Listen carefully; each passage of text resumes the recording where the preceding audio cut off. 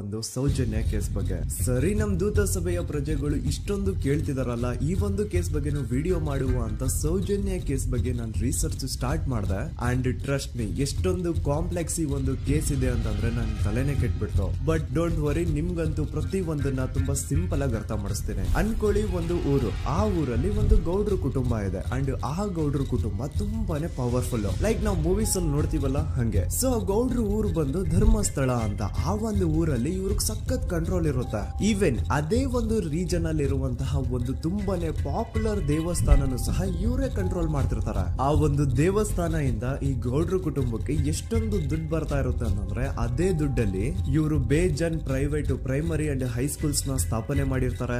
ಬೇಜನ್ private medical colleges ಇರ್ತವೆ and ಬೇಜನ್ private ದೊಡ್ಡ ದೊಡ್ಡ ಹಾಸ್ಪಿಟಲ್ಸ್ ಇರ್ತವೆ. ಒಟ್ಟಲ್ಲಿ ಹೇಳ್ಬೇಕು ಅಂತಂದ್ರೆ ದುಡ್ಡಿನ ಸುರಿಮಳೆ ಇವ್ರಿಗೆ. ನೋಡಿ, ನಮ್ಮ ಭಾರತ ದೇಶದಲ್ಲಿ ಒಂದು ಕಾನೂನು ಇದೆ, ದ ರಿಲಿಜಿಯಸ್ ಎಂಡೋಮೆಂಟ್ ಆಕ್ಟ್ 1863 ಅಂತ.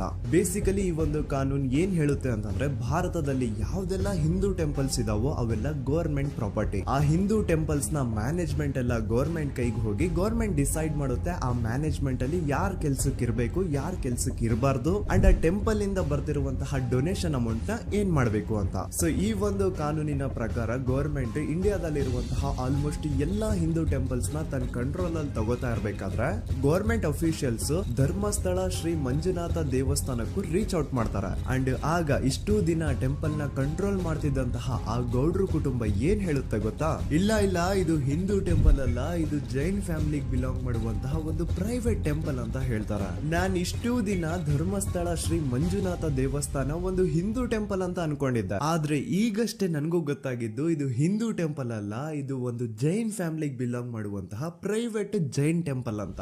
ಸೊ ಹೀಗಾಗಿ ಗವರ್ಮೆಂಟ್ ಅಫಿಷಿಯಲ್ಸ್ ಏನೂ ಮಾಡಕ್ಕಾಗದೆ ಇವತ್ತಿನವರೆಗೂ ಈ ಒಂದು ಧರ್ಮಸ್ಥಳ ಶ್ರೀ ಮಂಜುನಾಥ ದೇವಸ್ಥಾನನ ಒಂದು ಪ್ರೈವೇಟ್ ಟ್ರಸ್ಟ್ ನಡ್ಸ್ಕೊಂಡು ಹೋಗ್ತಿದೆ. ಅಂಡ್ ಆ ಪ್ರೈವೇಟ್ ಟ್ರಸ್ಟ್ ನ ಓನರ್ ಯಾರು? ಅದೇ ಗೌಡ್ರ ಕುಟುಂಬ. ನೋಡಿ, ನಾನು ಈ ವಿಡಿಯೋದಲ್ಲಿ ಯಾರ್ದು ರಿಯಲ್ ನೇಮ್ಸ್ ನ ಬಳಸ್ತಿಲ್ಲ. ಪ್ರೀವಿಯಸ್ಲಿ ಬೇರೆ ಯೂಟ್ಯೂಬರ್ಸ್ ತಮ್ಮ ವಿಡಿಯೋಸ್ ಅಲ್ಲಿ ರಿಯಲ್ ನೇಮ್ಸ್ ನ ಬಳಸಿದ್ದಾರೆ ಅನ್ನೋ ಒಂದೇ ಒಂದು ಕಾರಣಕ್ಕೆ ಅವ್ರ ವಿಡಿಯೋಸ್ ನ ಡಿಲೀಟ್ ಮಾಡಿಸಿದ್ದಾರೆ. ಸೊ ಅವ್ರ ಜೊತೆ ಆಗಿದ್ದು ನನ್ ಜೊತೆ ಆಗೋದ್ ಬೇಡ, ಸತ್ಯ ಮುಚ್ಚ ಹೋಗೋದು ನನ್ಗೆ ಇಷ್ಟ ಇಲ್ಲ. ಹಾಗಾಗಿ ನಾನು ಇಲ್ಲಿ ರಿಯಲ್ ನೇಮ್ಸ್ ನ ಬಳಸ್ತಿಲ್ಲ. ಆದ್ರೆ ನಾನು ಯಾರನ್ನ ಪಾಯಿಂಟ್ ಔಟ್ ಮಾಡಿ ಹೇಳ್ತಿದ್ದೀನಿ ಅನ್ನೋದು ಮಾತ್ರ ನಿಮಗೆ ತುಂಬಾ ಕ್ಲಿಯರ್ಲಿ ಅರ್ಥ ಆಗುತ್ತೆ. Don't worry.